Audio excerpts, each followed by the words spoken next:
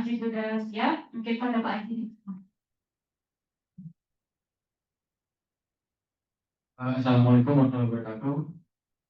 Selamat pagi, salam sejahtera untuk kita semua. Saya menyampaikan terima kasih atas undangannya dari Prof. Ani sudah diajak gabung di sini. Selamat pagi untuk semuanya sekali lagi. Setelah tadi penjelasan dari Pak Iqbal tentang PCR, dan PCR, saya coba untuk masuk di bagian cara mendesain qRT-PCR primer dan bagaimana untuk mengetahui dari sebelum dan sesudah kita melaksanakan qRT-PCR. Jadi sebelum kita melakukan PCR, kita harus desain primernya, dan setelah itu kita harus analisa apakah hasil qPCR-nya sesuai dengan yang kita harapkan atau tidak.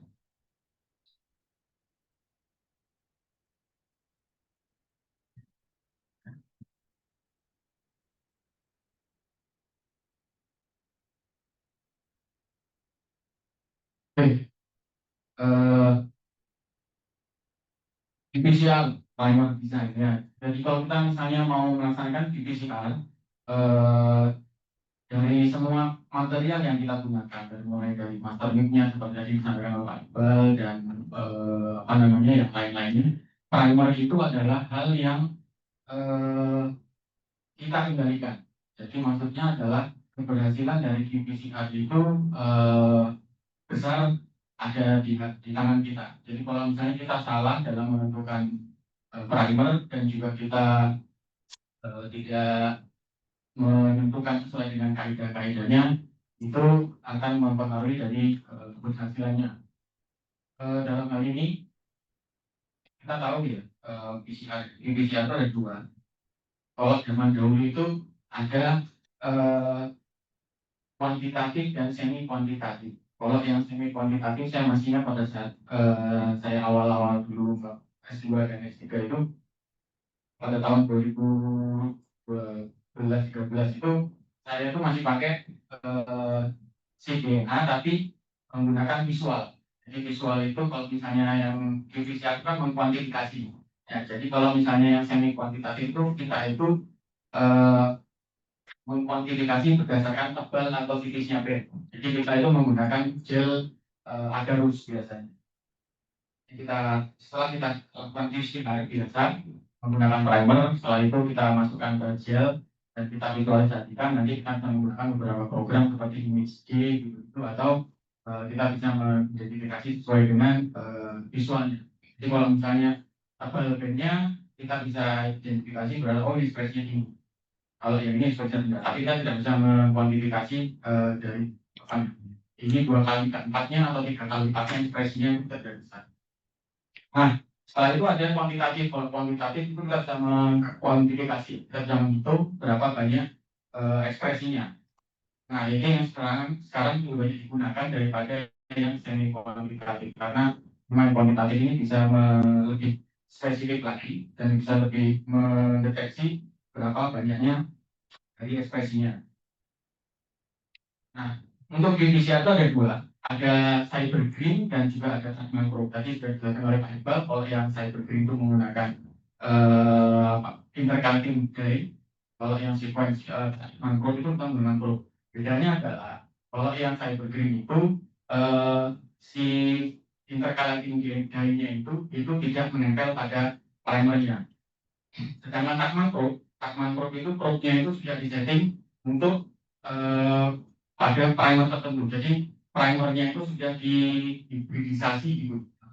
Kasarnya itu sudah dihibridisasi, sudah disetting ada probe-nya. Nah, probe-nya itu sendiri itu nanti ada quencher sama ada gel-nya itu. Nanti ketika si primer itu nempel, ketika primer nempel, ketika polimerase-nya itu jalan akan motong quencher-nya. Quencher itu adalah yang menahan supaya si tidak berpendar. Jadi ketika itu polimerase jalan, quencher-nya lepas, lalu ini berpendar menghasilkan sinyal-sinyal yang bisa ditangkap oleh detektor. Sedangkan pada cybergreen enggak, tidak pada primernya, sehingga setiap ada DNA yang menempel, setiap ada yang primer menempel pada DNA membentuk double strand, maka cybergreen akan langsung menempel gitu. Karena itu ikatannya adalah ikatan ion antara positif dan negatif. Sedangkan mangrove adalah ikatannya primer yang quenchernya ini dan apa namanya, saya lupa tadi itu spesifik pada primer-primer tertentu. Jadi kalau misalnya dianalogikan, mangrove ini hanya pada fokus spesifik pada yang target kita, sedangkan cybergreen ini semuanya. Jadi mau itu target non target, ya juga akan nempel si cybergreen. Nah itu kenapa kalau misalnya kita punya kontaminasi GDOA itu juga bisa terdeteksi oleh cybergreen. Nah ini kalau kita lihat yang intercalating day itu ada cybergreen, dan ini yang selanjutnya ada yang saya berikan contoh adalah Pico Green. Modelnya mirip-mirip. Nah si cybergreen dan Pico Green ini punya nitrogen bond itu yang positif, itu nanti yang akan menempel sebagai elektrostatik interaksi DNA fosfatnya sama DNA-nya. Jadi ketika DNA itu double strand DNA itu kan punya muatan negatifnya. Ketika muatan negatifnya itu bertemu dengan si cytokinin dan chemokinin ini, langsung menempel dan langsung menunjukkan sinyal bahwa ini bertanda, itu menunjukkan bahwa ini ekspresi begitu. Padahal kalau misalnya pun ada genomik DNA di situ yang menjadikan kontaminasi, ya cytokinin juga akan tetap nempel. Nah, jadi makanya kadang kita punya error, oh ini harusnya kan ekspresinya lebih rendah daripada treatment kita misalnya. Ketika dicek, ternyata kok yang non treatment lebih tinggi daripada yang ternyata banyak genomik DNA kontaminasinya atau off targetnya juga bisa ada. Nah, untuk pembuatan primer itu ada berapa yang harus kita pertimbangkan. Jadi mulai dari spesifiknya, stabilitasnya, sama kompatibilitas. Nah, dari ketiga ini kita breakdown, itu ada unitnya, ada panjangnya, ada base composition, ada internal stability, melting temperature, handling temperature, internal structure, sama primer characteristics. Ini nanti kita coba bahas satu-satu. Nah, unit itu apa? Unit itu kalau misalnya setiap sequence itu pasti punya spesifik atau punya keunikan yang dia ini tidak ada di yang lain. Nah, ketika kita lihat seperti di sini, ini kita lihat di sini, primer candidate kalau misalnya TGC, TAA, GTG ini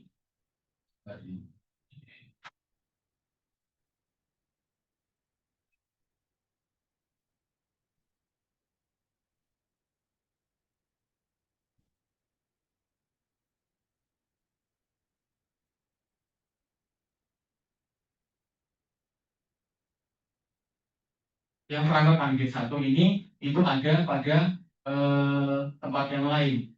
Seperti contohnya sebentar, JTGC, TGC,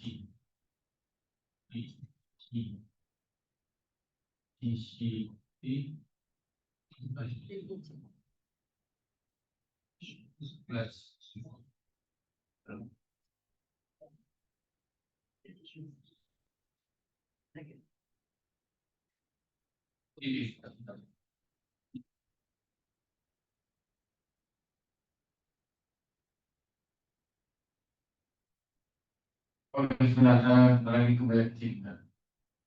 Oh ini, saya lupa.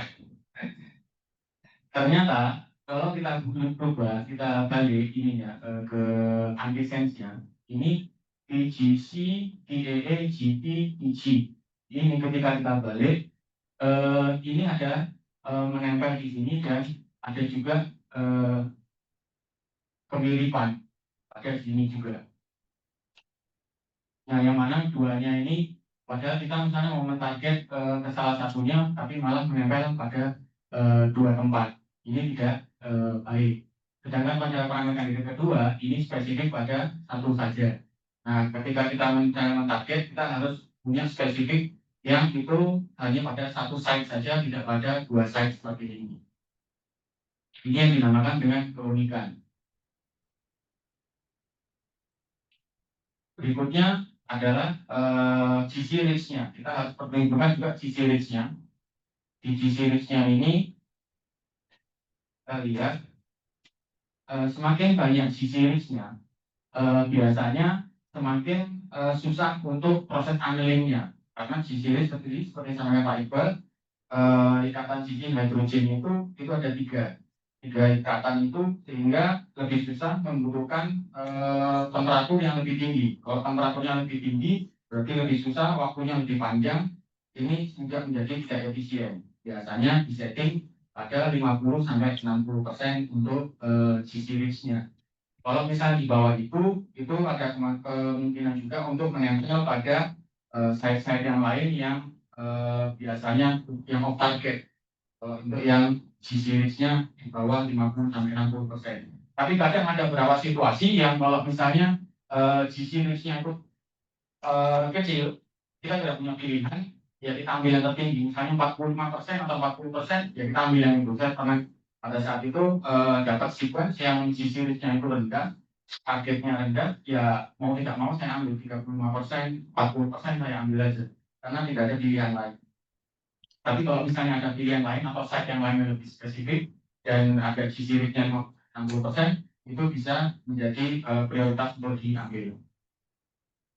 Kemudian dari panjangnya, untuk panjangnya biasanya qPCR itu tidak terlalu panjang primernya, tidak seperti primer untuk cloning. Kalau cloning itu tentunya panjang sekali, atau saya dulu pernah qPCR juga, tapi yang chip chromatin immunodiversification itu chip qPCR itu panjang sekali, sampai 35-40 base itu panjang, sangat panjang sekali. Nah, tapi biasanya targetnya itu ada di promotornya gitu. Nah, kalau untuk yang normal, qPCR normal itu biasanya antara 15, 16 sampai 20 base itu biasanya kita gunakan. Ada 20, 22, 24 atau kurang dari. Karena semakin panjang, semakin unik, tapi semakin kecil, semakin banyak off targetnya. Tapi kalau panjang, temperatur meltingnya juga butuhkan tinggi. Nah, ini untuk penghitungan dari PM, temperatur melting, ini yang biasanya digunakan. Nah, tapi saat ini sudah banyak ya PM kalkulator ya di Google ya. Kita juga bisa banyak menggunakan PM kalkulator dari banyak dari NID itu ada, dari beberapa site banyak sekali itu PM kalkulator. Nah, kalau kita lihat di sini untuk yang short sequence atau yang 14 nukleotida, kurang dari 14 nukleotida, bisa pakai rumus yang ini. Jangan pakai yang untuk yang nukleotida yang panjang, biasanya kita gunakan rumus yang ini. Jadi dibedakan karena tadi antara AT dan CC itu punya perbedaan hidrogen bond. Nah, untuk ini teman-teman bisa menggunakan rumus ini, atau teman-teman juga bisa menggunakan TM kalkulator. Itu juga banyak. Tapi kadang-kala ketika kita pakai TM kalkulator, pada saat pesan primer yang datang, terus QC hasilnya itu PM-nya beda lagi. Karena setiap perusahaan itu juga punya metode perhitungan yang masing-masing mereka. Ya kita juga nggak bisa menyalahkan atau nggak bisa, karena memang mereka punya perhitungan sendiri. Range-nya memang ada, tapi hasilnya antara 1-2 derajat saja. Biasanya kurang dari less than 3 derajat. Berikutnya ada memperhitungkan consideration design primer internal structure. Nah, ini biasanya teman-teman mungkin kurang diperhatikan. Pernah nggak sebelumnya memperhitungkan tentang Herkin atau self dimer atau dimer?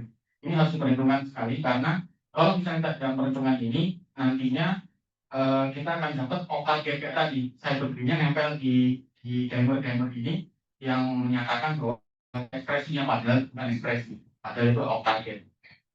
Nah, kalau kita mau tahu itu apa namanya, biasa saya dulu pernah ada pengalaman ketika melakukan PCR, seperti saya sampaikan tadi, saya lihat di beberapa indikatornya itu kok ini kok anomali, ada grafik-grafik yang anomali. Akhirnya waktu itu saya cek pakai PCR biasa, dan saya running pada gel agarose yang 2% atau 3% itu. Terus ketika setelah di running pakai agarose itu, kita bisa lihat kalau misalnya di bawah ini ada band kecil ini, berarti ini dimernya banyak. Kalau dimer ini berarti antara dua, ini ada kontaminasi atau ada dimer ini, ada herpin dimer atau sel dimer atau dimer. Kalau misalnya JDNA biasanya di atas ini biasanya, ada di atas ini biasanya ini, dia nggak bisa turun karena terlalu besar biasanya. Kalau misalnya ada band kecil segini, itu berarti itu ada kontaminasi JDNA. Nah, ini untuk internal structure kita butuh untuk cari. Nah, ini juga nanti akan saya sampaikan salah satu aplikasi yang biasanya saya gunakan untuk menghindari herpin atau self dimer.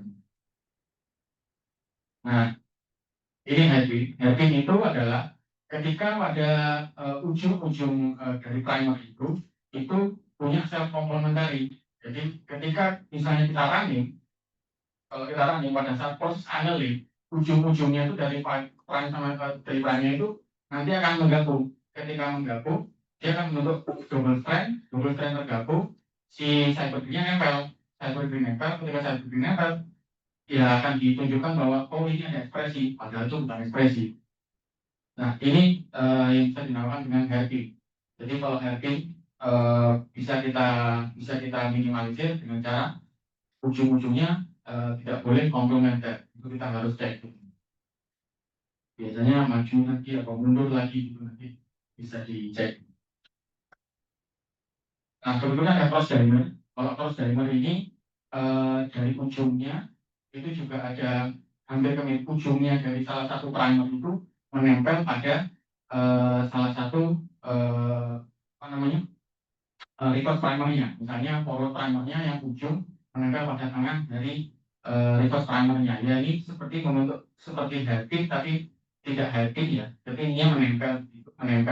Nah, ketika menempel juga akan ditempelin juga oleh si cybergrid, dan cybergrid juga akan melaporkan bahwa ini dari ekspresi, padahal itu bukan ekspresi. Ini yang dinamakan dengan cross dimer. Berikutnya ada sel dimer. Kalau sel dimer ini ya forward reverse-nya ini ya ada kemiripan, ada komplementer, nempel antara forwardnya dan primernya dan reverse-nya.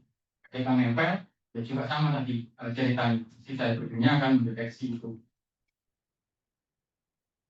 Ini yang dinamakan dengan sel dimer. Selanjutnya apa? Kalau tadi ada dimer, PM, terus juga ada unit. Nah, ini ada primer pair matching. Kalau primer pair matching ini biasanya kita kalau buat primer kadang kita harus menentukan juga forward sama reverse-nya kan punya TM masing-masing, ya TM sendiri. Nah, TM ini harus kita samakan sebisa mungkin. Dan itu sebisa mungkin tidak lebih dari 3 derajat perbedaannya antara yang forward dan reverse. Karena apa? Ketika itu perbedaannya tinggi, kalau perbedaannya tinggi itu nanti pas proses analisis tidak bisa nempel. Ini kalau judicial. Tapi kalau misalnya kita pakai cloning atau pakai yang lain, kita bisa pakai namanya touchdown PCR juga bisa, atau gradient PCR juga bisa. Nah, itu kalau untuk purpose yang lain ya. Tapi kalau untuk purpose-nya di PCR itu sebaiknya tidak diminimalisir perbedaan. Tapi kalau yang cloning tadi kan kita nggak bisa apa ya, nggak bisa, susah untuk memodifikasi karena ORF-nya, open trading plan-nya itu sama yang di stock kodenya itu kan sudah ketetapan, tidak bisa dirubah lagi. ATD-nya sama stock kodenya, TAA-nya, TDH-nya itu kan sudah sequence yang nggak bisa dengar. Ketika memang ada perbedaan tubuh di situ, itu ya kita harus minimalisasinya bisa pakai tadi saya bilang pakai touchdown PCR atau pakai apa namanya gradient, atau juga bisa kita menambahkan di MSO untuk menurunkan dari temperaturnya tinggi, EM-nya itu. Nah, dari semuanya itu kalau kita kalau saya ambil kesimpulan pertama primer spesifik. Nah, primer spesifiknya itu antara 18 sampai 24 BSP. Kalau primernya terlalu panjang, ya anilirnya terlalu temperaturnya lebih tinggi. Kalau terlalu tinggi, juga oksigen terlalu bisa oksigen terlalu banyak juga. Terus chance of self complementarnya juga lebih tinggi. Secondary structure formation-nya juga lebih tinggi juga. Efisiensi jadinya nggak terlalu efisien karena terlalu tinggi. Selanjutnya ada primer kompleks. Nah, ini kasus tadi disampaikan oleh Pak Iqbal, hindari repetition gitu. Misalnya GGG gitu, kalau itu agak susah. GGG, CCG itu bahwa itu agak berat gitu untuk di biasanya kita hindari gitu untuk di PCR. Selanjutnya ada primer GC content yang antara 40 sampai 60%. Dan PM-nya itu biasanya di setting antara 55 sampai 65 derajat. Amplicon size ini juga antara 100 sampai 250 dB biasanya. Ini kalau 120 dB ini memang kalau yang terlalu besar dari ini itu biasanya butuh waktu juga untuk ekstensinya juga lebih panjang. Padahal di PCR itu tidak butuh terlalu panjang karena kita tidak butuh untuk amplifikasi, kita hanya butuh untuk mengidentifikasi ekspresi dari target itu. Nanti yang primernya tidak boleh lebih dari 5 derajat atau 35 derajat. Kalau bisa jangan sampai di atas 3 derajat. Nah, terus panjang dari primer tidak berbeda ya. Diharapkan tidak berbeda dari 3 BSP juga. Nah, ini yang biasanya saya lakukan. Dulu waktu saya sekolah disampaikan oleh supervisor saya untuk biasakan mentarget pada domainnya. Jadi kita mau tahu ini ekspresinya biasanya lebih ke arah domainnya biasanya. Karena apa? Domain itu biasanya yang memang targetnya dia tidak akan kena internal splicing gitu-gitu. Itu kecil kemungkinan. Jadi kalau misalnya kita target domainnya biasanya karena domainnya itu dibutuhkan untuk nanti ke arah proteinnya. Setelah itu ada mentarget site antara intron dan exon untuk menghindari adanya immature cDNA atau adanya kontaminan cDNA. Nah, ini juga akan saya jelaskan di slide selanjutnya. Kenapa kita harus mentarget antara intron dan exon? Jadi kita harus tahu strukturnya intron, exon. Karena apa? Kalau misalnya kita punya immature cDNA atau ada kontaminan cDNA, cDNA itu kan exon intronnya kan ya strukturnya sama, exon intron. Jadi kalau kita detek exonnya saja, exon dan exon, yang akan terkenali oleh primer itu kan cDNA-nya juga iya dan cDNA juga iya, karena ada exonnya saja soalnya. Tapi kalau misalnya kita deteknya antara exon dan intron, misalnya exon dan intron itu kan kayak contoh.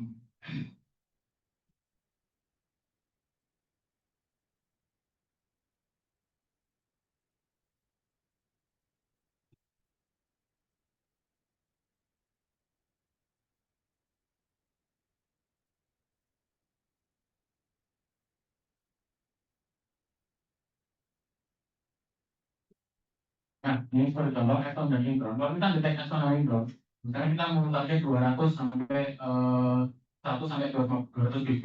Kita misalnya mentarget salah satu untuk forward di sini dan reverse-nya di sini. Ini yang akan kita hanya si DNA-nya saja. Atau misalnya kita detek di sini, kalau bisa antara di sini, dan di sini. Kalau misalnya kita lihat, ini jaraknya kan kalau ke sini antara sekitar ada 400 bit, 380 bit kurang lebih. Tapi kalau misalnya ini CDA saja, berarti kan intronnya hilang. Kalau intronnya hilang, berarti misalkan cuma ini saja berarti. Ini ada sekitar 30 bit dan di sini sekitar 120 bit. Jadi 157 bit. Jadi hanya 157 bit yang bisa dikenali hanya CDA-nya saja berarti. Karena kalau yang CDA kan ada intronnya. Primer forward teman-teman tidak bisa menempel ke sana karena terlalu panjang dan pada proses extensionnya juga tidak cukup waktunya untuk itu.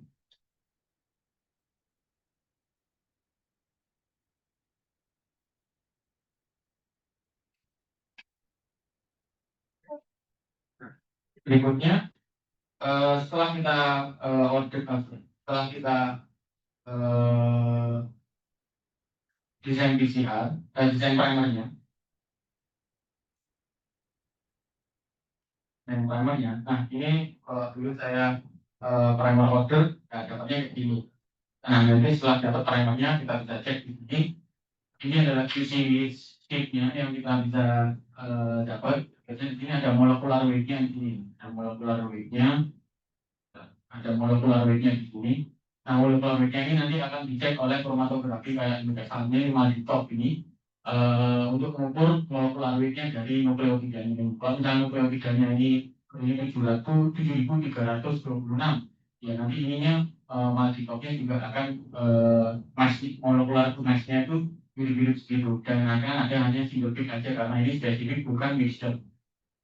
Begitu pun juga dengan primer-primer yang lain, kita harus cek sebelum kita melakukan menggunakan primernya untuk PCR. Biasanya itu saya kalau sebelum melakukan PCR, biasanya saya pakai PCR biasa dulu untuk ngecek apakah ini benar-benar binding atau enggak, spesifik atau enggak. Karena apa? Kalau pakai nasabnya kan mahal ya. Meskipun kita nggak pakai Atman, nggak pakai cytokine juga untuk kita di Indonesia biaya mahal gitu deh. Nah kita bisa double check dulu sebelum kita menjalankan itu dengan PCR biasa. Kita cek nanti bandnya ada apa enggak, bandnya ada enggak, terus ada dimernya, ada octal gate-nya enggak, terus ada kira-kira ada berapa apa namanya berapa band. Kalau misalnya ada single band berarti spesifik. Kalau ada 2 atau 3 nanti kita tinggal curve-nya itu ada 2 atau 3 tentukan gitu. Nah setelah kita cek, kemudian kita cek ininya melting curve-nya ini. Setelah kita cek misalnya oh oke nih, nah kita cek. Nah ketika kita cek setelah kita lakukan PCR, kita kan bisa lihat hasilnya. Nah hasilnya salah satunya ada melting curve-nya. Kita lihat melting curve-nya. Kalau melting curve-nya ini ada double apa namanya grafik kayak gini, jadi double gini, ini bisa dikatakan berarti eh, ada kontaminasi, entah itu primer dimernya atau off target, ada off targetnya lah intinya ya. Itu ada primer dimer atau bisa ada yang lain yang seharusnya dia tidak terdeteksi. Nah itu kita bisa tahu dari melting curve-nya ini. Begitupun juga ini melting curve-nya nanti ketika turun, karena kan temperatur ketika naik, double strand DNA-nya itu kan memisah. Ketika memisah, fluoresensi dari cytokine juga akan turun intensitasnya. Ketika intensitas turun itu seharusnya kalau memang dia targetnya sama, itu lainnya harusnya sama. Jadi apa ya? Konsisten. Jadi turunnya begini ya turunnya begini juga. Ada temperatur tertentu. Tidak goyang kayak gini ataupun early down gini ya. Nah ini juga bisa menjadi apa namanya indikator. Nah selanjutnya ada amplification factor-nya. Amplification factor itu benar. Oh,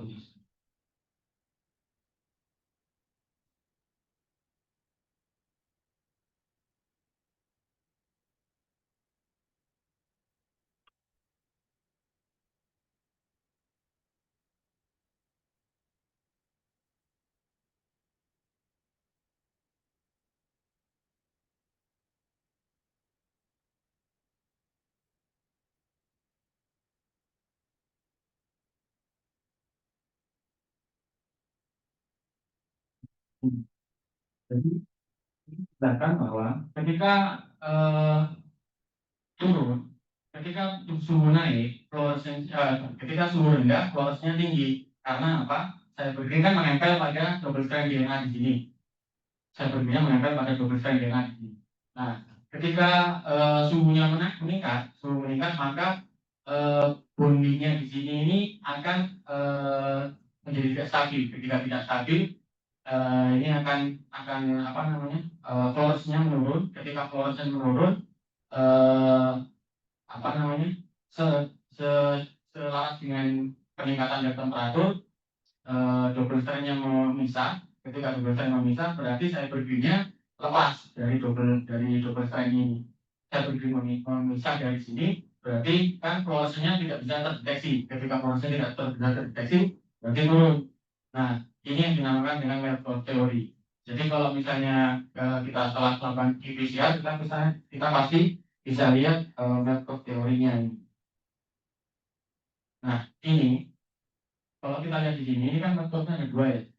Yang satu ini yang mirip, maksudnya sama. Jadi penurunan tadi itu berdasarkan dari temperatur, si fluoressennya menurun, fluorescen menurun di prosesnya. Nah, proses penurunan ini sama dengan ada di sini. Dan ketika pada peak penurunannya, maka akan muncul grafiknya ini.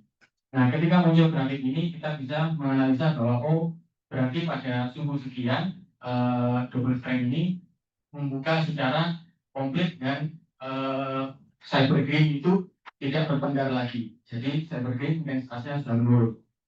Nah, ini bisa menjadi indikator karena biasanya pada gena-gena target itu memisah pada suhu di atas 80 derajat. Nah, pada gena-gena yang off target, karena gena tadi kayak ada dampernya atau ada yang apa namanya small fragmentnya itu biasanya memisah pada suhu sebelum 80 derajat. Jadi pada suhu 70, 60 itu sudah misah. Karena apa? Karena dia off target dan tidak sepanjang dari yang target kita. Nah, ini bisa menjadi indikator. Bagaimana melihatnya? Nah, ini kalau kita lihat di sini, misalnya kita punya peak-nya lurus gini ya. Ini terlihatnya sepertinya bagus ya. Padahal kalau kita lihat di sininya, ini menandakan bahwa ada banyak cDNA atau ada banyak kontaminan-kontaminan di sini. Terus apa hal ini? Low DNase sama cDNA kontaminan. Ini hampir mirip karena kalau DNase ini berarti kita tidak menggunakan DNase sesuai dengan jumlah kontaminannya. Karena apa? Setelah kita treatment dengan DNase, kita tidak bisa menganggap bahwa template saya ini sudah bebas dari kontaminan cDNA. Sudah nggak ada. Karena saya sudah pakai membran dari apa namanya kan kalau pakai cDNA itu ya semuanya. Jadi cDNA itu nggak pakai.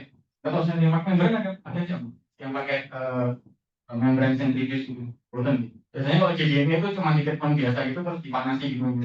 Biasanya cuma dipanasi pakai suhu tiga lima gitu ya. Nanti dipanasi, setelah itu nanti baru diberikan stop reaction-nya gitu. Nah, kalau misalnya kita si enzimnya ini di DNase-nya ini kan memotong sesuai dengan jumlah unitnya. Jadi kalau misalnya jumlah cDNA-nya terlalu banyak yang kayak kasih, sedangkan unit enzimnya yang kita masukkan terlalu sedikit, ya masih akan banyak cDNA yang tersedia di situ. Itu kita harus cek lagi, running lagi dengan elektroforesis kita cek. Misalnya kalau ada smear-nya di atas tuh, kalau kita pakai elektroforesis, kita lihat misalnya ada smear-nya di atasnya itu berarti masih ada kontaminan cDNA. Itu kita harus treatment lagi cDNA, treatment DNase. Nah, kalau kurang DNase-nya begini, tapi kalau ada terlalu banyak cDNA-nya juga sama, mirip-mirip. Namun kalau terlalu banyak DNase-nya juga hasilnya tidak bagus. Kita lihat di sini, peak-nya tidak sempurna, peak-nya terlalu rendah di sini dan ada double peak. Ini tidak baik dan harus dihindari. Nah, untuk mengetahui bagaimana metode yang bagus, ini metode yang bagus yang sempurna. Jadi target kita sesuai dengan apa namanya? Sesuai dengan grafik ini. Jadi grafiknya ini adalah di 80 derajat dan tidak ada noisy peak di sini. Di sini tidak ada noisy peak dan juga tidak ada double apa namanya intensity di sini. Ini kalau yang Medcalf teori. Selanjutnya ada amplification plot curve. Nah, kita mau amplification plot curve ini, kita kalau misalnya menghitung delta CT itu pakai ini namanya. Jadi kalau misalnya yang biasanya semakin ini cycle-nya bertambah sana ya. Dari 0 cycle sampai cycle kita yang mau kita gunakan, yang mungkin pakai ada 35 cycle. Nah, biasanya kalau CT value-nya atau dari ekspresinya tinggi, dia akan pada cycle lebih awal itu dia sudah melakukan peningkatan, jadi sudah masuk peak-nya. ketika cycle-nya itu masih baru 16 atau sebelum 20 dia sudah naik, berarti peaknya tinggi. Sedangkan untuk yang low dengan kopi dia akan lebih lama. Karena apa? Kopinya sedikit, berarti dia membutuhkan lebih banyak cycle untuk dia ini menjadi masuk threshold-nya ini, masuk threshold-nya ini. Nah, ini yang dinamakan dengan amplification clock source. Nah, nanti kita cek ini CP-nya dari sini ke sini gimana, jaraknya berapa. Nanti kita namakan dengan ekspresinya. Nah, biasanya kalau ada begini, dua gini itu bukan berarti jelek tidak. Ini juga menandakan normal. Karena biasanya kalau yang di awal itu adalah housekeeping gene-nya biasanya. Itu biasanya lebih cepat dulu keluar, setelah itu baru target kita. Biasanya itu. Ada beberapa yang mengatakan, apa namanya, versi saya tinggi sekali ininya. Tetapi setelah dicek ternyata housekeeping gene-nya masih mundur. Jadi kalau pada tanaman wild-type-nya, housekeeping gene-nya itu ada di depan terus baru misalnya targetnya high five, misalnya gene. Nah, si target actingnya ada di depan, targetnya ada di belakang. Berarti ekspresi high five-nya itu kan lebih kecil daripada actingnya. Berarti menandakan bahwa acting lebih tinggi. Nah, ketika pada tanaman treatment atau tanaman dari yang kita apa namanya ekspresi high five-nya, harapan kita high five-nya tinggi misalnya. Ternyata memang high five tinggi. Kamu setelah dicek di sininya, ternyata actingnya ada di belakangnya dari high five-nya. Ya pantas saja high five-nya tinggi. Berarti actingnya ini tidak stabil. Karena actingnya misalnya harusnya naik pada cycle antara 18 sampai 20, ya harusnya naik pada situ terus 18 20. Tidak mungkin actingnya itu naik pada 22 23 terus nanti pada sampel yang lain 24 25. Nanti high five-nya stabil 20 20 tapi actingnya masih mundur. Ya itu juga menandakan bahwa inkonsisten. Itu nggak bisa digunakan gitu. Nggak bisa digunakan gitu. Jadi kita harus benar-benar melihat dari metode kita lihat, amplification plot-nya kita lihat. Nah, bagaimana amplification plot yang buruk dan yang bagus? Nah, ini yang kalau saya konsisten, kita lihat ini nggak tahuan ini. Ini mau naiknya di mana, cycle itu berapa itu nggak tahu kita. Nah, ini menandakan bahwa sampel kita itu bukan primernya mungkin pengaruh ya, tapi bisa lebih banyak ke sampel kita. Nah, sampel kita itu ekstraksinya mungkin ada yang kurang atau dari purifikasinya ada yang kurang, ada waktu treatment GDN juga ada yang kurang. Nah, ini yang kita harus cek karena kadang-kala itu juga ketika kita cek apa namanya konsentrasinya juga biasanya juga kadang-kadang naik turun. Nah, ini kalau kita lihat yang konsisten begini. Jadi misalnya pada actingnya harusnya naik di pada cycle ke 23 25 dan 25 naiknya. Terus yang misalnya yang gene yang lain yang naiknya harusnya di 25 juga, ya 25 juga naiknya. Replikasinya pun begitu. Nah, kadang-kadang kayak gini yang terjadi adalah replikasi satu di sini, replikasi duanya di sini, replikasi tiganya di sini. Nah, itu jadi biasanya biasanya gitu. Biasanya technical packagingnya juga jadi problem. Waktunya kita harusnya ngambil apa namanya 1 mikro misalnya template-nya, ternyata kita ngambilnya cuma 0,8 ya. Jadi ada deviasi di situ, jadi error. Nah, ini kalau mau ngecek apakah oke atau enggak ya dari metode-nya sama amplification plot-nya. Nah, bagaimana kalau misalnya ada troubleshooting? Nah, seperti ini, kalau ada primer timer, biasanya dilakukan adalah menurunkan konsentrasi primernya, menaikkan handling temperaturnya, atau meredesign primernya. Tapi saya lebih benar-benar redesign primer sih biasanya kalau ada primer. Tapi kalau bisa dihindari, karena kita harus sudah tahu kan, biasanya kalau primer timer ini kita sudah cek biasanya, oh ini ada timer di sini. Jadi kita pesan.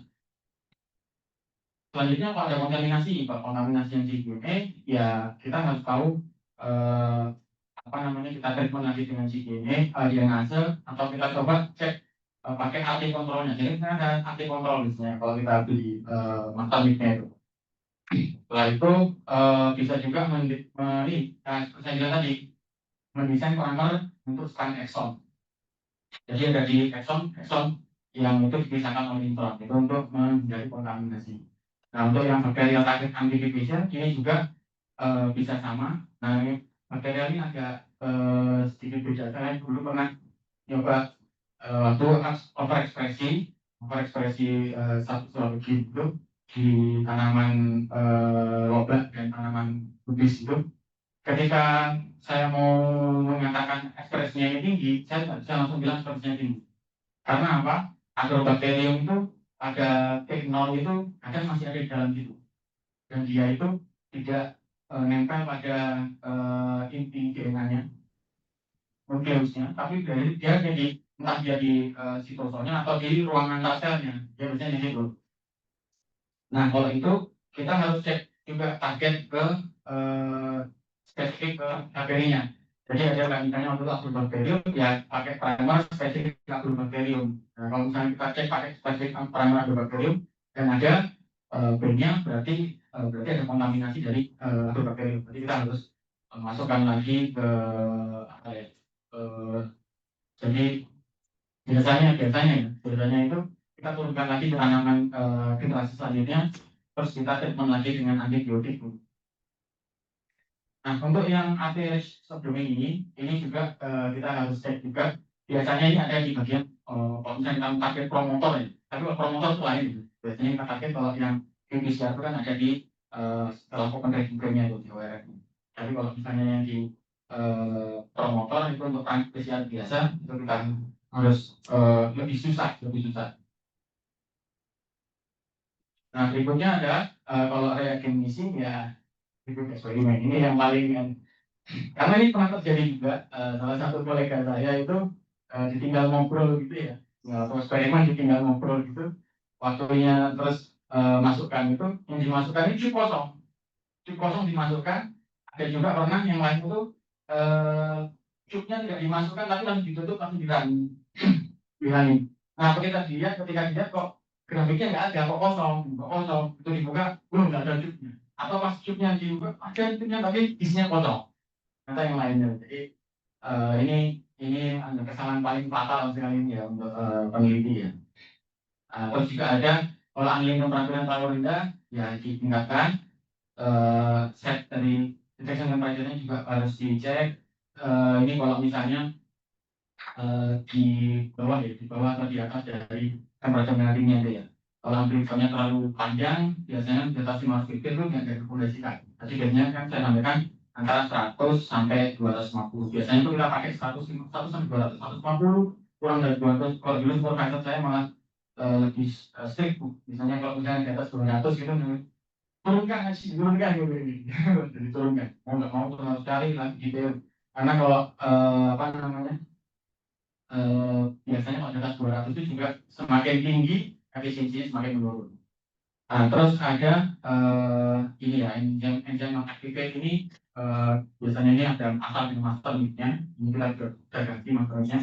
Terus kalau template-nya konsentrasinya terlalu rendah ini juga pengaruh. Kalau ini biasanya kita pakai antara 500 sampai 1 mikrogram biasanya. Nanti nanogram kita pakai antara situ. Nah, ini yang biasanya saya lakukan ketika menghadapi troubleshooting dengan qPCR. Nah, untuk aplikasi yang biasanya saya gunakan,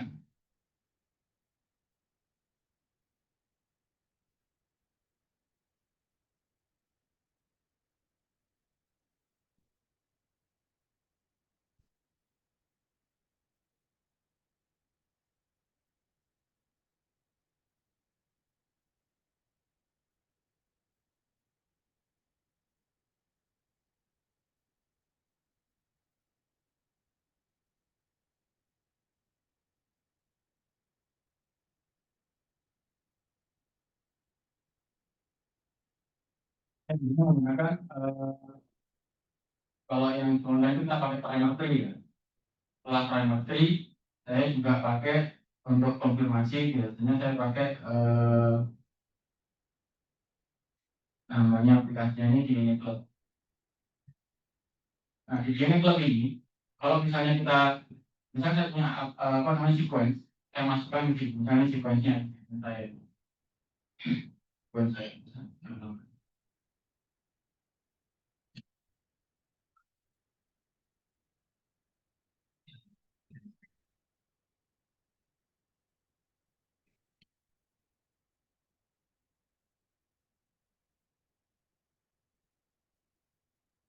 di Gmail ini, kalau misalnya saya punya eh, timer, saya langsung masukkan di sini, saya klik evaluate timer, saya masukkan timer saya di sini.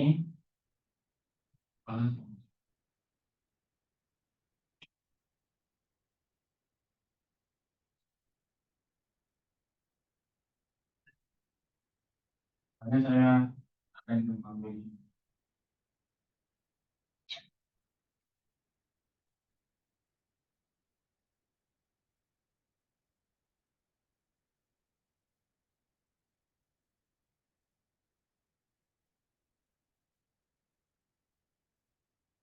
masukkan ini, terus saya evaluate, saya keluar timer formation-nya.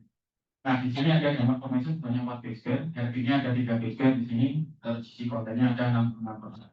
Ini masih bisa diterima. Biasanya anjurannya itu gambar formation-nya itu sebenarnya di bawah 4 baseband, dan 2 baseband atau 3 baseband. Biasanya kalau misalnya di ada 2 baseband, itu lebih bagus. Stability juga bagus kayak di sini. Timing on untuk pro ya. Terus length-nya atau panjangnya 34 kilobyte, time TM-nya antara 66 sampai 65. Ini biasanya eh, bisa lah digunakan kalau ini. Nah, ada beberapa juga yang rekan-rekan saya itu sukanya itu ngambilnya itu yang ujungnya ini GC. Kalau ujungnya GC ini biasanya dia lebih kuat dalam apa namanya itu tidak mudah untuk lepas biasanya. Ini juga biasanya ya ada beberapa orang tuh yang menggunakan itu punya teknik-teknik sendiri biasanya. Nah, ada misalnya juga yang kita ambil misalnya di sini. Ambil.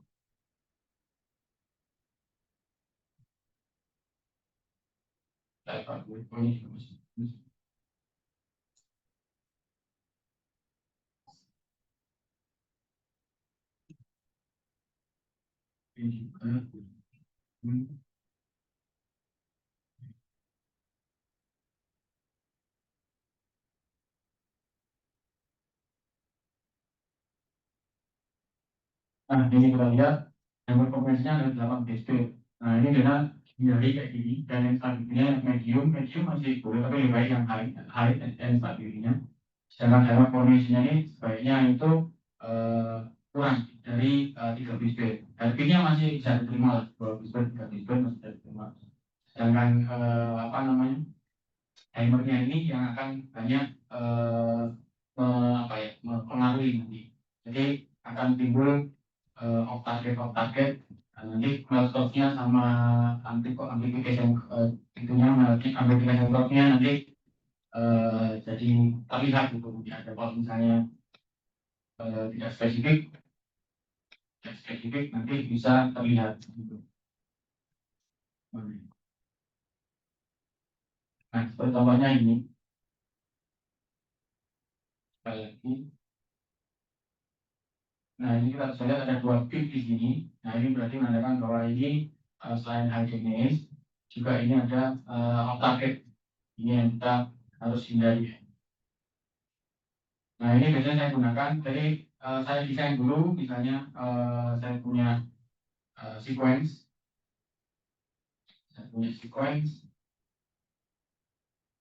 dari sequence ini, misalnya sequence saya. Ini adalah yang genomic structure-nya ya. Ini adalah yang exon-nya, ini intronnya yang ciri-ciri ini. Saya selalu gini kan, ini yang exon, yang ini yang intron.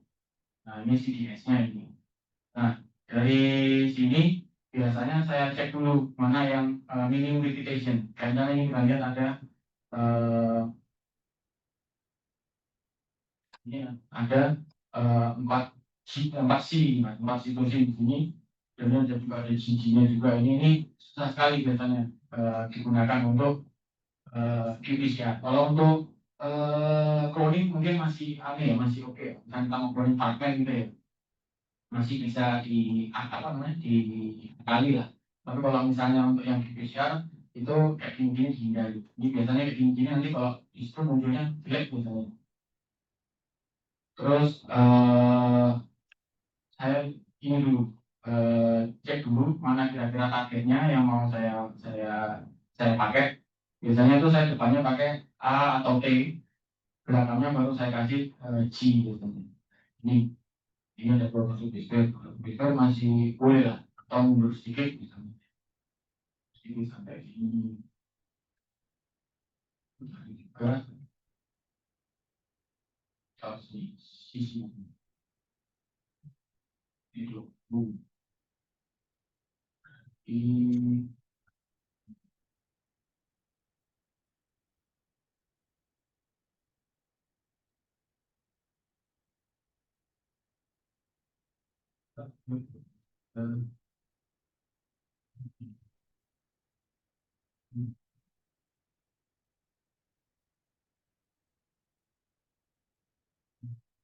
ini juga kita cek pakai jingle, cek pakai jingle apa jadi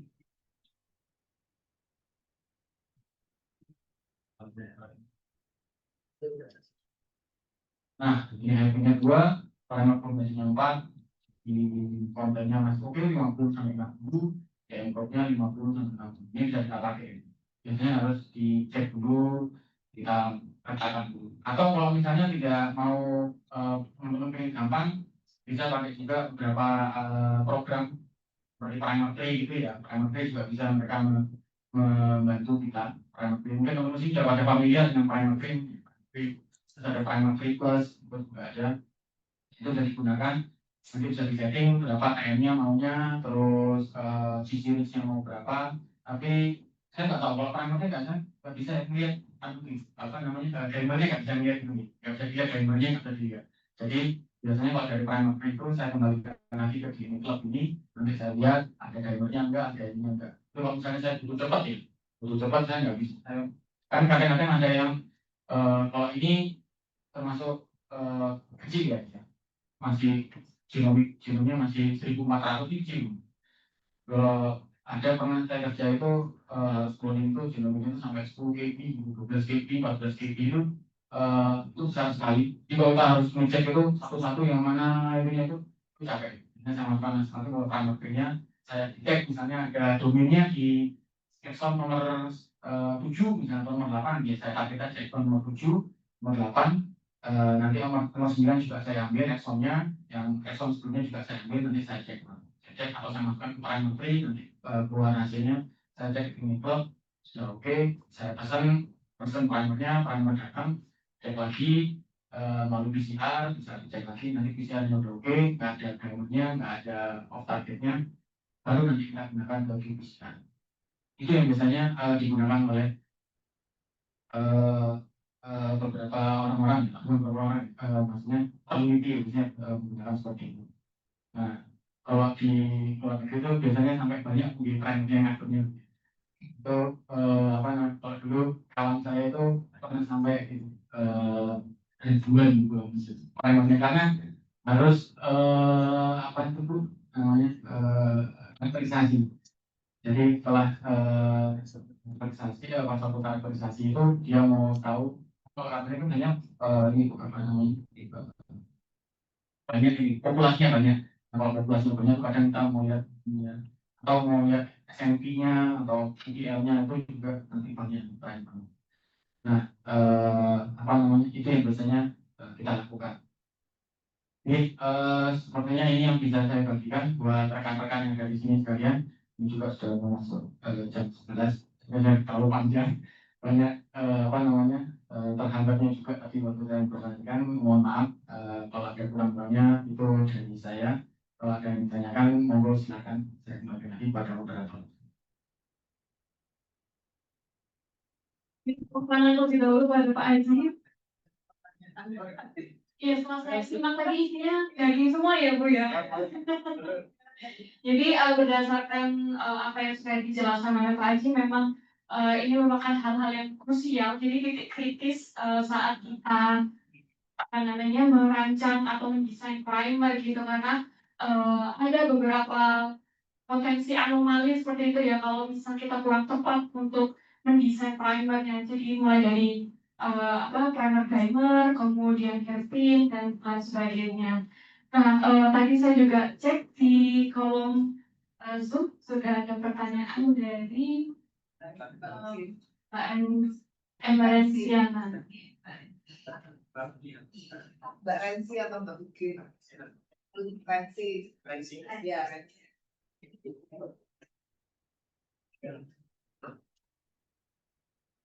Selamat siang Mbak Rensi, Mbak Ugi. Terima kasih untuk pertanyaannya. Yang pertama, struktur genom digunakan desain primer yang digunakan dalam deteksi ekspresi gen diperoleh dari mana dan rujukan apa yang baik dalam memilih struktur genomik untuk digunakan dalam memilih sequence. Nah, biasanya itu kalau informasi genomik itu ada dari genomic database. Nah, ini yang teman-teman harus gencar nyarinya. Kemarin kalau kayak yang Alium itu kita agak kesulitan untuk beli. Nah, biasanya memang genomic database ini disimpan oleh negara-negara yang memang punya home base-nya itu, dan untuk alasan-alasan tertentu kadang itu dicip sama mereka. Kadang itu kalau misalnya kita tahu ya, ada beberapa game-game itu nggak mereka buka biasanya. Karena apa? Karena mereka masih ada pesanan-pesanan itu untuk ini jangan dibuka dulu ya, supaya mereka punya publikasi yang keluar dulu begitu, supaya nggak ke apa namanya dahului lah atau ke shiny. Nah, untuk memilihnya ya dari genomik itu. Kalau saya dulu Brassica ya dari Cina ada Brassica. Kalau misalnya anak Bocis kita bisa ke Tair, dan itu ya Rhabdosis genome itu juga ada.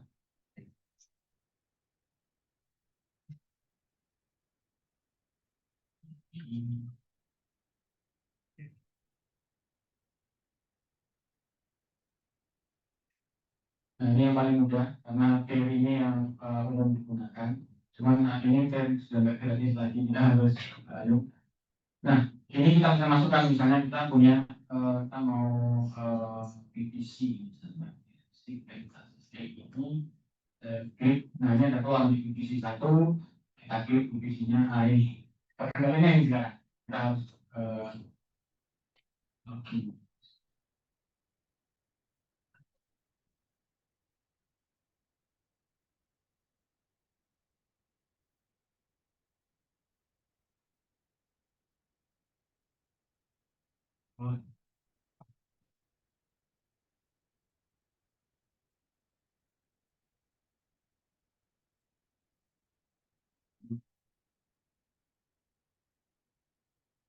Kita lihat di sini ada sequence-nya ini. Sequence-nya ini kita bisa tahu tidak ada sequence-nya di sini.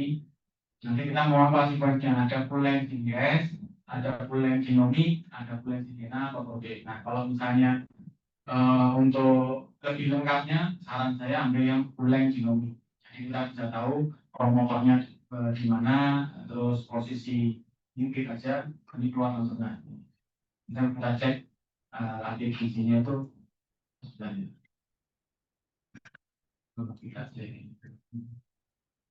sequence. Kita ambil sedikitnya di sini.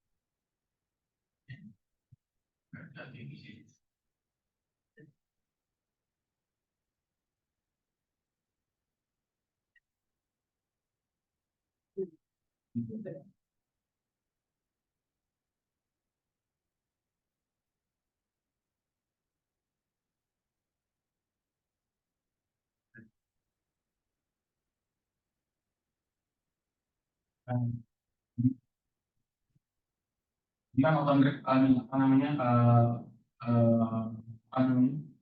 meteorinya. Di sini meteorinya, yang ini adalah kodenya. Nah, ini kalau misalnya pakai CDS-nya. Boleh nyambung. Iya, Ya itu sih apa namanya, saya juga masih bingung antara sebaiknya ambil yang full genomic atau kalau untuk ekspresi gen itu atau yang CDF faktor gitu. Kalau saya biasanya ngambil yang komplit langsung Ibu. biasanya yang milih genomik, saya yang milih genomik biar lebih lengkap informasinya dari kita. Terus setelah itu kita bisa lebih puas untuk mentargetnya. Jadi saya sampaikan, saya biasanya nggak mentarget yang ekson saja, tapi maksudnya yang di dalam ekson, tapi antar ekson itu yang saya target biasanya itu untuk menghindari dari kontaminasi tadi. Jadi saya biasanya ambil yang genomik, terus saya masukkan sini nih. Terus habis itu dialokasi ya. Jadi kalau dari sini biasanya genomiknya dapat, jadi saya copy genomiknya, terus saya cocokkan dengan ininya, CDS-nya nanti. Jadi saya bisa tahu posisi eksonnya di mana, intronya di mana. Nah, tadi kan genomik sudah ada, terus ininya juga sudah ada CDS-nya. Nah, kalau ini kan saya lihat dia single exon di sini, ini single exon saja, terus bukan, sorry maaf, ini domainnya ini. Kalau yang sistem di sini ada dua, ini ada dua exon di sini dan ini intronya. Ini kita bisa target di sini dan di sininya, atau kita bisa target domainnya di sini dan di sini itu untuk dilakukan. Kadang itu cara yang tadi exon itu Bu, anak exon itu juga sepenuhnya bisa 100% berhasil. Kadang juga ada yang dalam exon aja juga bisa, tapi biasanya secara umum yang antar ekson itu kita bisa meminimalisir adanya kontaminasi gitu.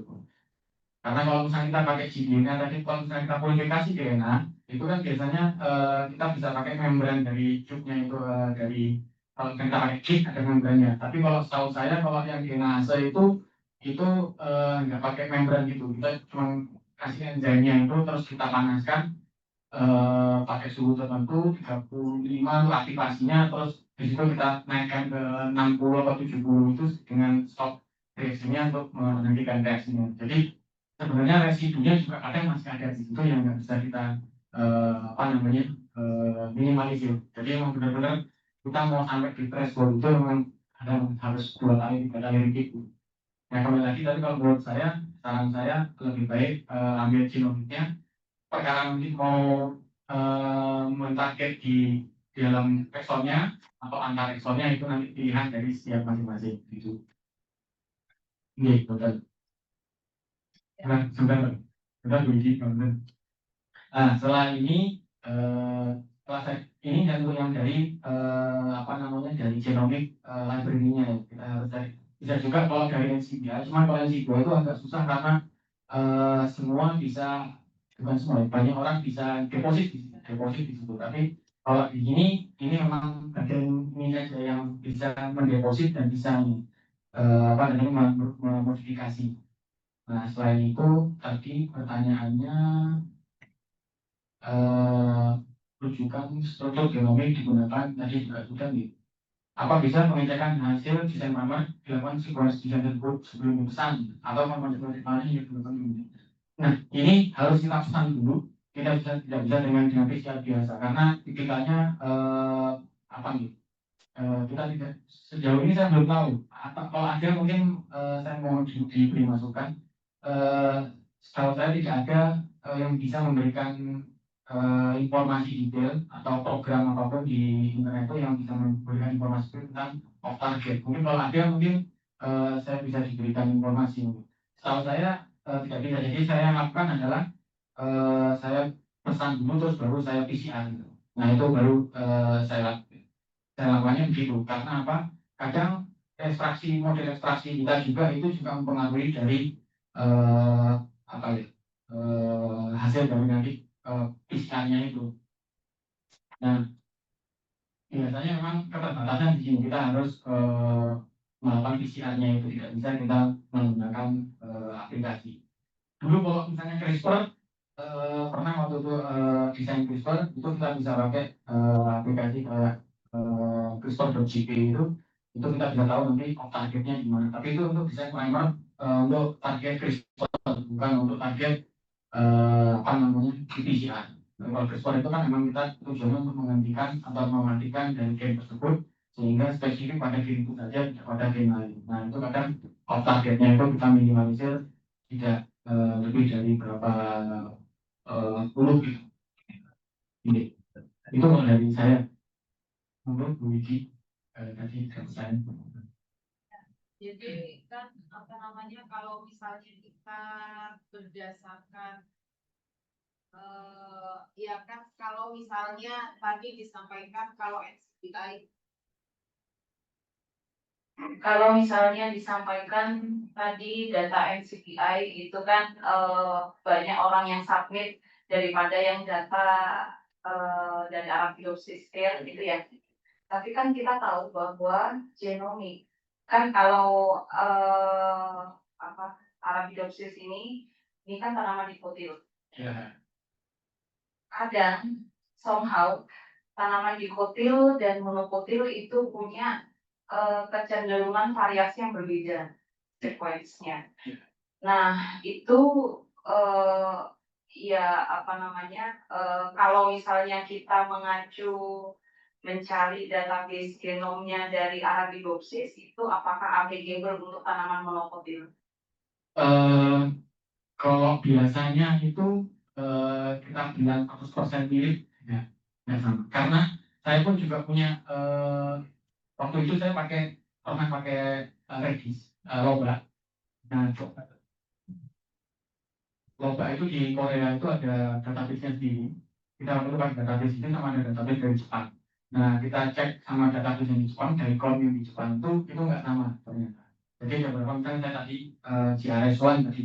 GRS1 itu kalau misalnya di daikon yang di database Jepang sama isinya aja itu tidak sama.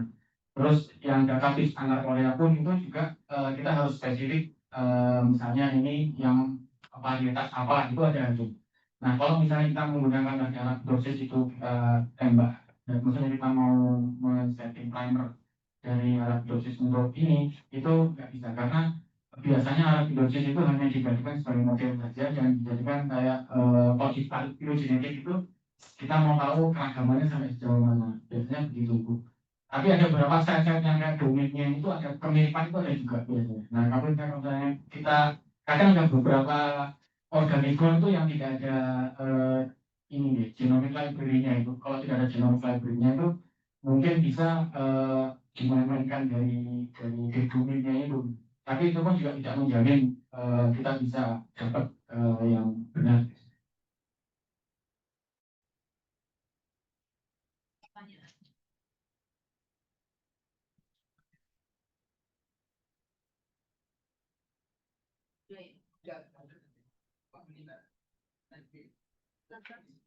Oke, silakan Mas.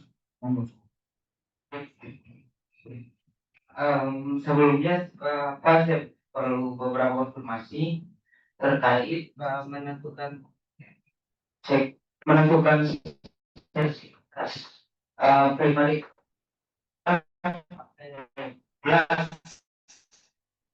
bisa pakai belas untuk melihat ketika sudah dirunning sudah di belas itu nanti akan muncul gen-gen ada beberapa masuk ke gen-gen lain yang tidak spesifik, maka dari itu biasanya beberapa peneliti pakai IDT untuk melihat itu jepit rambutnya aktif sama delta G-nya.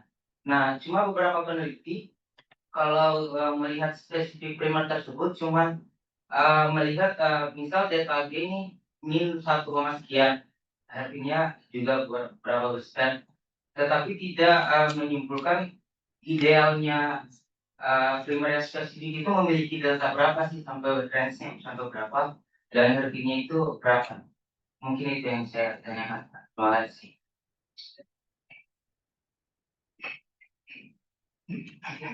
Kalau dari yang tadi aplikasi saya gunakan itu biasanya kalau yang hairpin itu saya pakai itu kurang dari 3 BSD kalau bisa. Kalau saya kurang dari 3 BSD. Jadi kita harus tahu ada 3 BSD repeat atau enggak sense sama anti sense-nya itu dari sequence kita, dari primer kita. Dan follow primer atau reverse primernya itu ada yang apa namanya dari lebih dari 3 BSD itu ada repeat enggak? Atau bukan repeat, maaf. Dari ada yang komplementer enggak? Kalau misalnya ada yang komplementer lebih dari 3 BSD sebaiknya dihindari karena itu nanti mengganggu. Kalau yang delta tadi saya kurang paham dari Mas. Maksudnya gimana? Delta sih.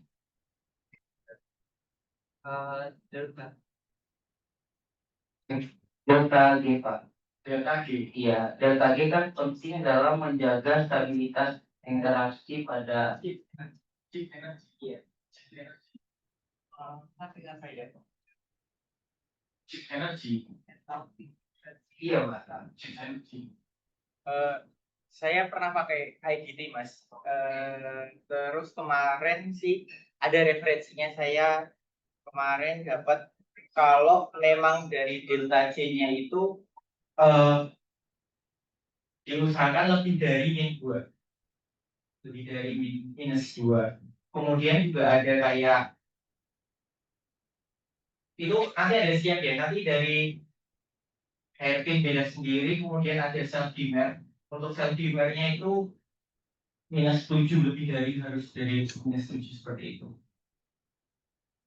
Oke. Kalau Chips energy-nya saya masih kayak Oke, itu baru sih buat saya karena saya biasanya nggak melihat ke situ. Saya cuma sebatas hairpin aja, hairpin dimer itu. Kalau gini, kalau kita mau lihat faktornya sampai sedetail itu bisa juga, bisa saja. Tapi kan nanti ada faktor yang membatasi bahwa sequence-nya itu juga sendiri ada punya keunikan yang nggak bisa kita berubah gitu. Karena mau tidak mau, akhirnya meskipun saya tadi menyampaikan kiat untuk memilih primer terus begini, saya tidak bisa juga pakai semuanya itu sebagai ketetapan. Karena dari sequence-nya sendiri kalau misalnya ada membatasi itu kita ada repeat yang saya bilang tadi misalnya tidak bisa kita hindari, ya sudah kita pakai mau tidak mau terus gitu. Nah kalau yang hairpin tadi sama dimer kalau tadi ya kurang dari 3 biskuit tadi ya. Tapi kalau minus tadi maksudnya saya kurang paham juga. Sebenarnya kalau patokan saya tadi dari training club itu kalau misalnya ada 2-3 biskuit karena kalau misalnya kita nggak boleh sampai lebih dari 2 biskuit gitu misalnya 2 biskuit terakhir ya, wah itu susah sekali gitu. Karena kan ATG itu kan cuma 4 ini ATG ya pasti kan ulang-ulang terus ini aja ATG ya. Nah, kalau misalnya ada 2 di situ di tengah dan 2 di sana yang pemiripan dan itu nggak bisa ya kita nggak ada pilihan lain.